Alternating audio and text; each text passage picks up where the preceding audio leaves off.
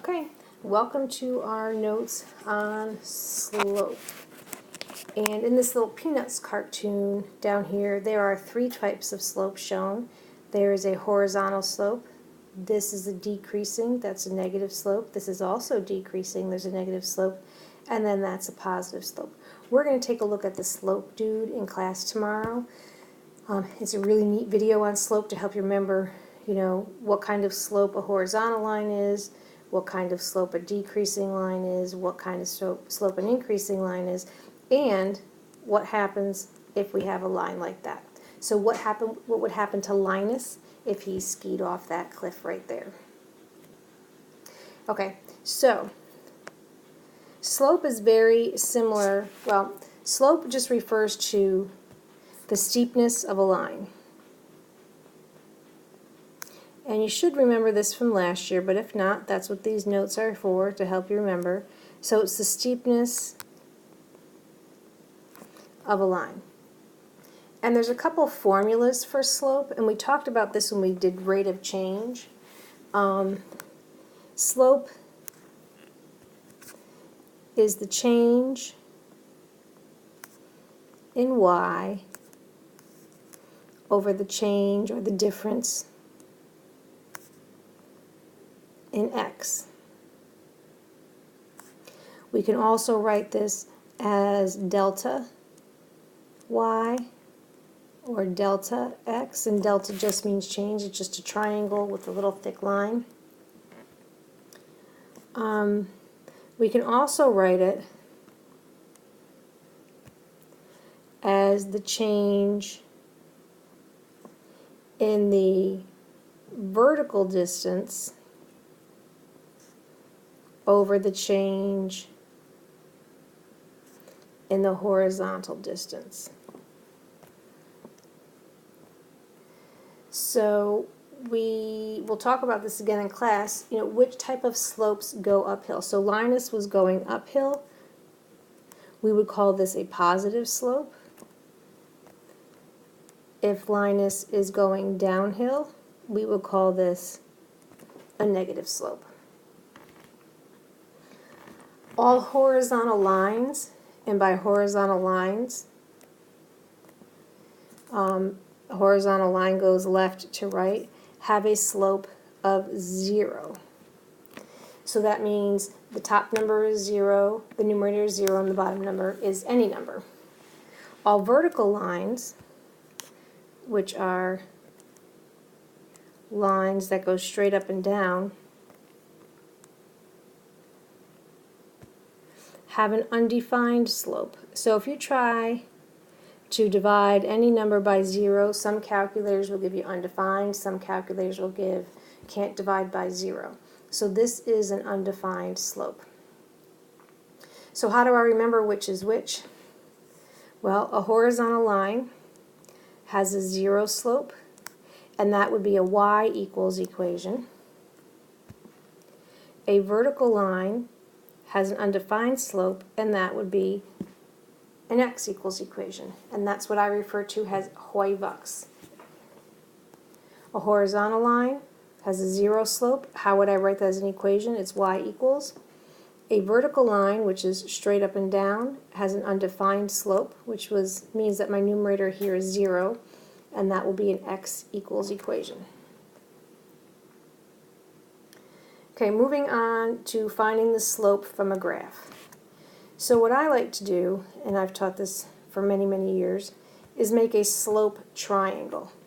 So when given a graph, we look for rise, which is up and down, over run, which is left to right. How do we get from one point to the next?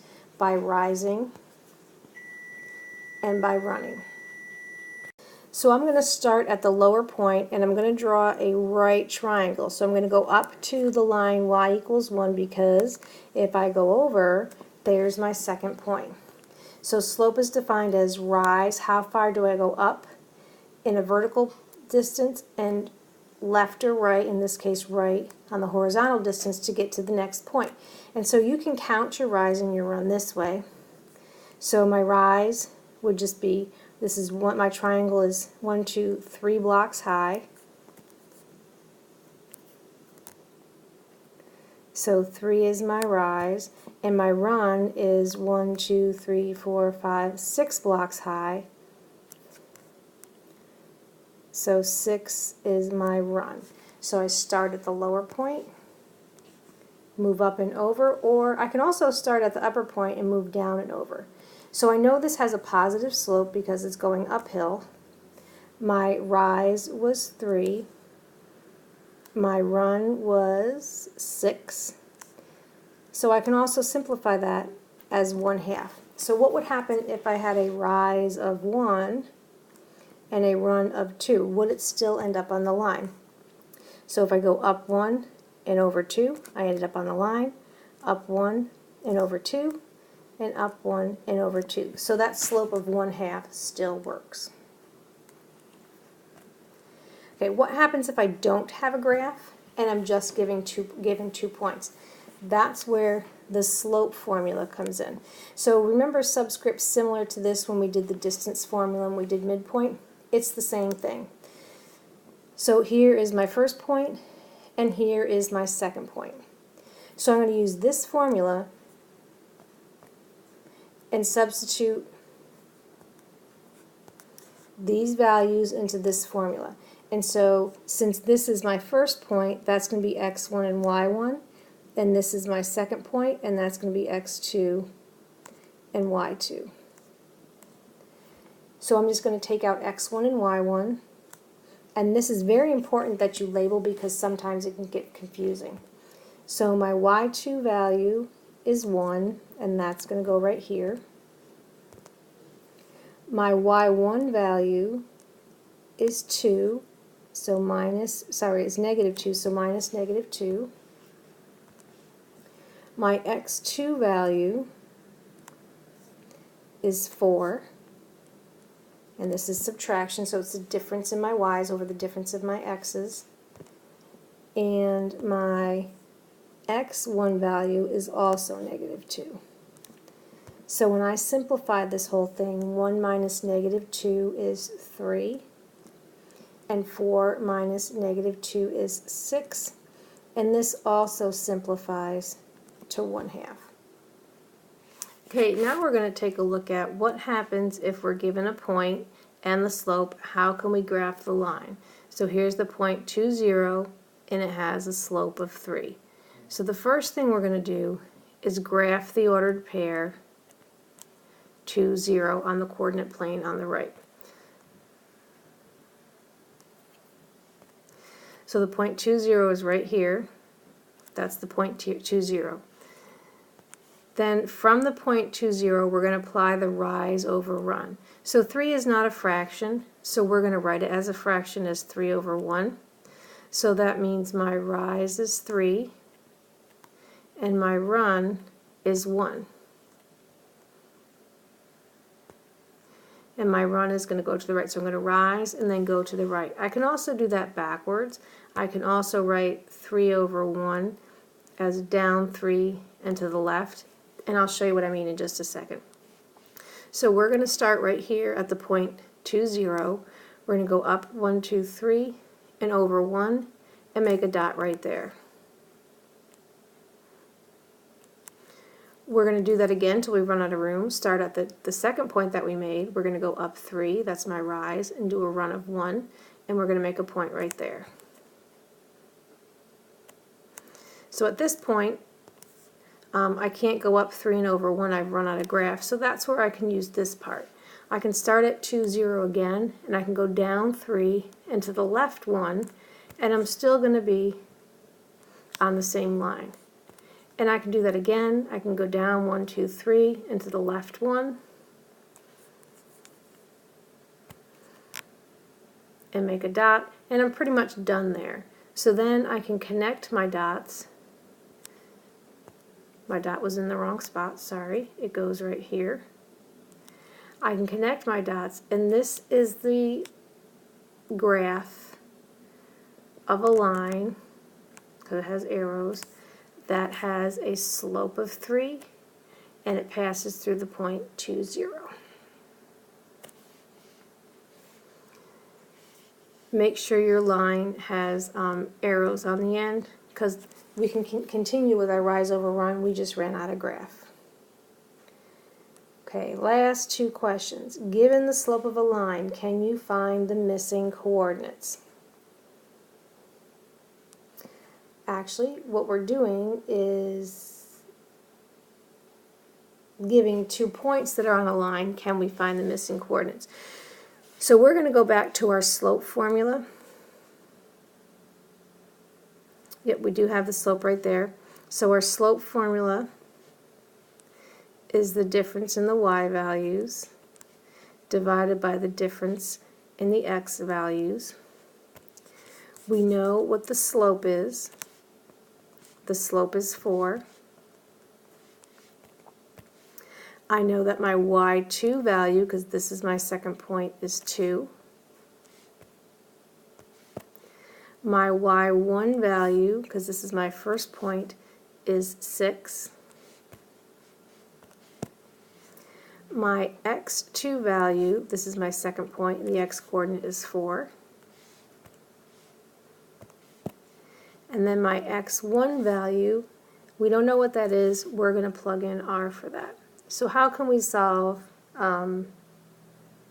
this? So we're going to plug in the information, and then we're just going to simplify. So I'm going to rewrite this. I'll do it up here. So we get 4 equals 2 minus 6 is negative 4, and 4 minus r we can't use. So now let's think back to the proportions that we did in Unit 1. We can use cross products to solve.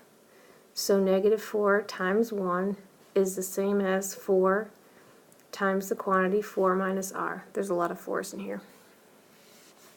This simplifies to negative 4 equals 16 minus 4r.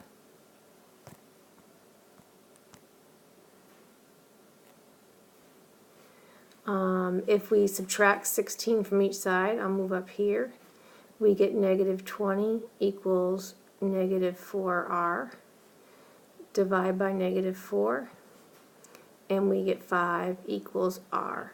So our missing value for r equals 5. And we can plug it back in here to check.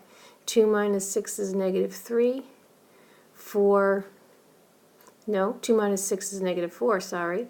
4 minus 5 is negative 1, and negative 1 divided by negative 4 is going to give us a positive 4.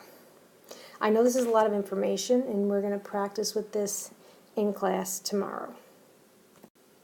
Okay, so now it is your turn to answer multiple choice question 1. So same thing we did on that last one. You're just going to set up. We know what m is. We know what x1 and y1 are. We know what x2 and y2 are. Plug them into the slope formula and then solve for the missing value. Free response, question number 2, find the slope of a line that passes through the point 3, 5 and negative 4, 1. And again, you're going to use the slope formula here, which is the difference in the y values divided by the difference in the x values. So keep in mind, this is our first point, so that's x1 and y1. This is our second point, that's x2 and y2. Please don't forget to submit your answers in the Google form. Okay, now we're going to take a look at a way to remember the 4 types of slope. I told you in class tomorrow we're going to look at a video, but we're going to look at slope dude. So a positive slope goes uphill. A negative slope goes downhill. An undefined slope is a vertical line, and a zero slope is a horizontal line. This is slope dude. The first person to draw a picture and give slope dude some character and explain it to me in class tomorrow gets a piece of candy.